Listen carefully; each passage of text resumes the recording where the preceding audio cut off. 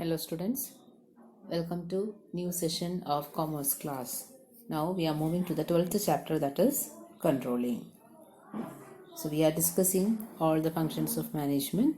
In this chapter we will be studying about the meaning of control, nature, importance, limitations, then what are the steps in the process of controlling and management by exception.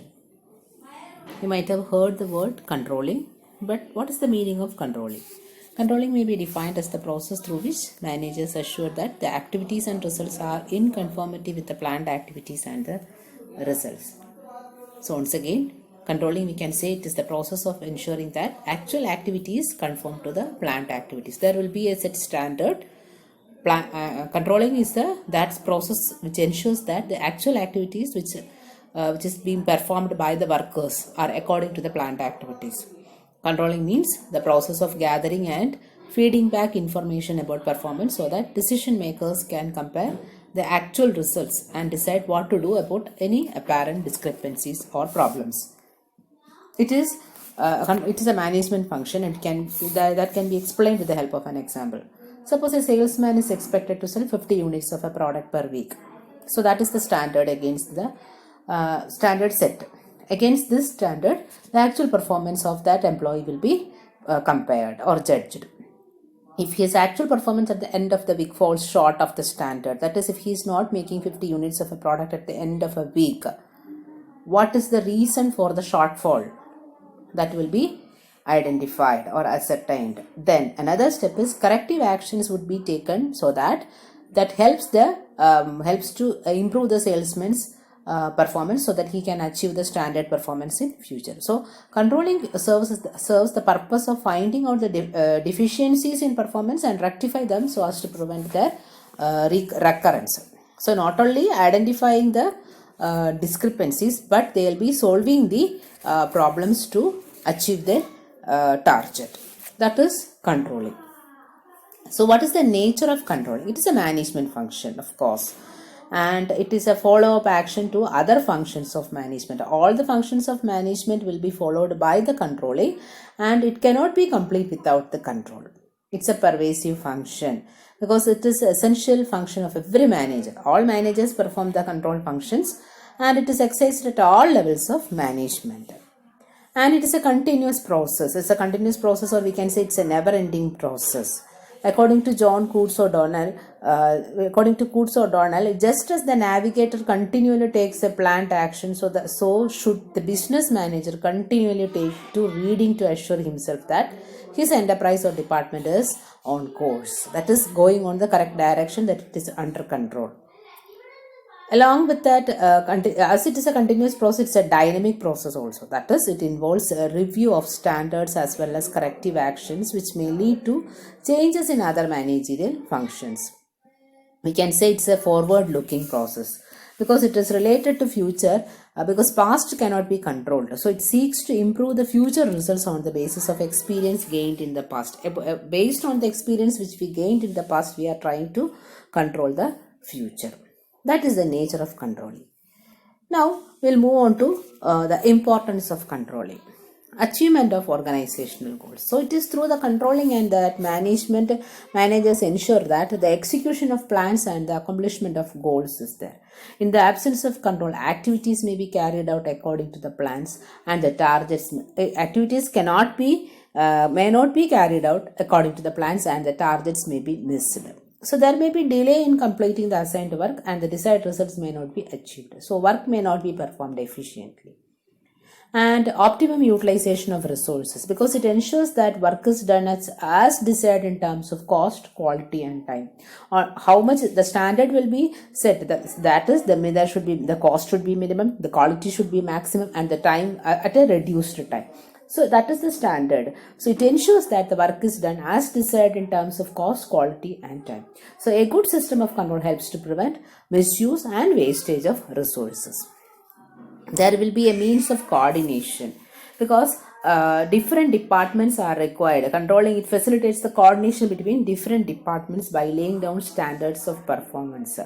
If you want to make a product at a correct time, purchase department should be working very accurately, because there should not be any stoppage or delay in the supply of materials. So that should be there. Then the production department, there should not be any delay in the production, as well as selling and distribution department also should move according to the production as well as the purchase department. Then only the sales will also move on smoothly. So there is a means of coordination between different departments. And next one is better employee morale. That is, it ensures that order and discipline in the organization.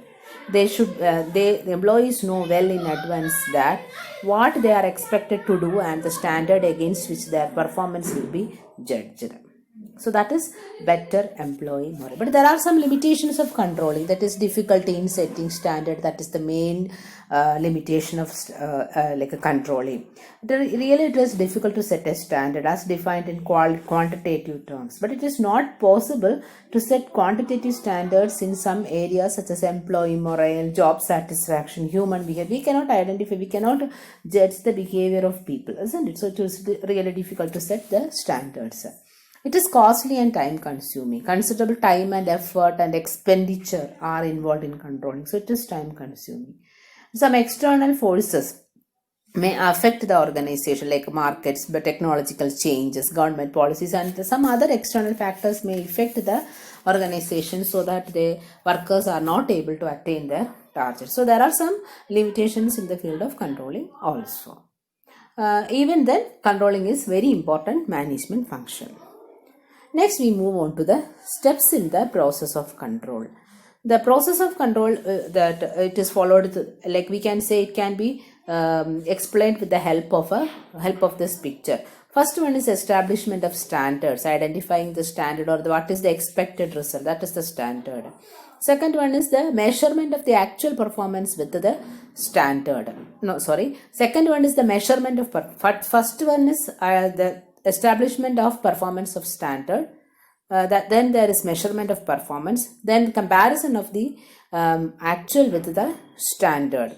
Then what is the reason for the deviation, identifying that. Then corrective actions will be taken so that they will be attaining the standard. Once again, first one is establishment of performance of standards. That is the first step of the control process, is to establish the standard with the actual results are to be evaluated. So it is the criterion against which the actual performance can be compared. Then once the standard of desired performance are fixed, the next step is to measure the actual performance. The performance should be measured in the same terms in which the standards has been established. The standard, whatever terms or whatever criteria you have taken to set the standard, that should be there for the measurement of the actual performance.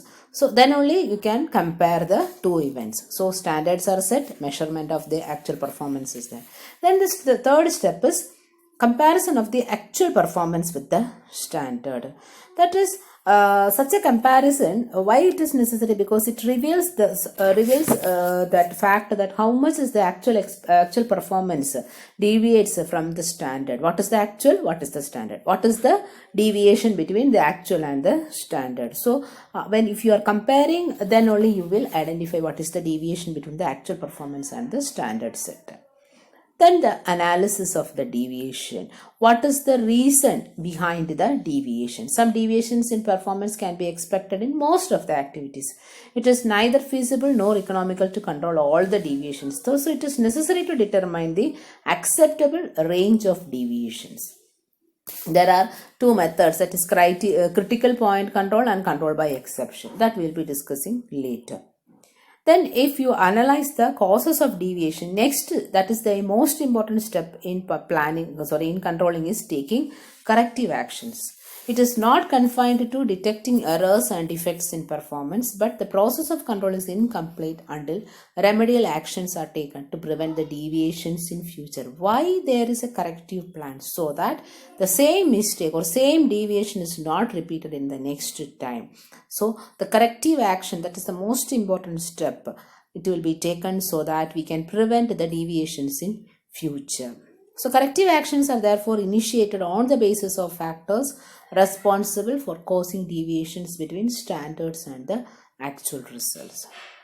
Once the corrective action is taken, next one, then that definitely you will be able to attain the standard. So what are the steps in the process of control? That is very important. First one is setting standard, measuring of the actual performance, comparison of the actual performance with the standard. The fourth one is analyzing the causes of this deviation. Actually, after analyzing the causes of the deviation, the next and the most important step is the corrective action, so that you can attain the standard next time. That is steps in the process of control. Let us move on to the next head, that is management by exception. It is an employee empowerment and management style, policy or philosophy wherein managers intervene only when their employees fail to meet their performance standards or when things go wrong. Or else we can say the activities of a large business enterprises are so innumerable that it is neither feasible nor desirable for the top management to control all of them. The management cannot handle all the activities of the organization. So control will be more economical and effective if the top management concentrates attention on exceptionally serious deviations from the plans and standards. So this is known as the principle of, or we can say, control by exemption. Under this principle, only matters which are extraordinary or exceptional are reported to the top management. All the routine and less important matters will be left with the lower level management. They will be handling the lower, all the other matters. The lower level management will be handling all the other matters. So the idea behind it is that the management's attention will be focused only on those areas in need of action. So if the personnel performing as expected, the manager will take no action. So management by exemption normally involves substantial delegation by the manager to his team. So there is a delegation of authority under management by exception. All the main things will be handled by the top level management. All the other things will be left to the lower level managers to handle. The day-to-day activities will be handled by the lower level management, but the important things will be handled by the top level management. So the principle of control by exception recognizes the fact an attempt to control everything may end up in controlling nothing. If you are trying to control everything, means at last there won't be any control in your hands. So if the top management or executives start looking into each and every minor problems in his time and attention will be scattered, that he will not be able to devote sufficient time and attention to any important matters. So the management by exception is a very good process you can practice, so that top level managers can concentrate on their task and the lower and the middle level managers can handle the regular and routine work. Okay, these are all related to the chapter controlling. There is one more head, that span of control, that we will be discussing in the next class. Okay children, all of you should read the textbook and study the question answers which is there in the back of the textbook. Okay, so we will wind up today's class. Thank you.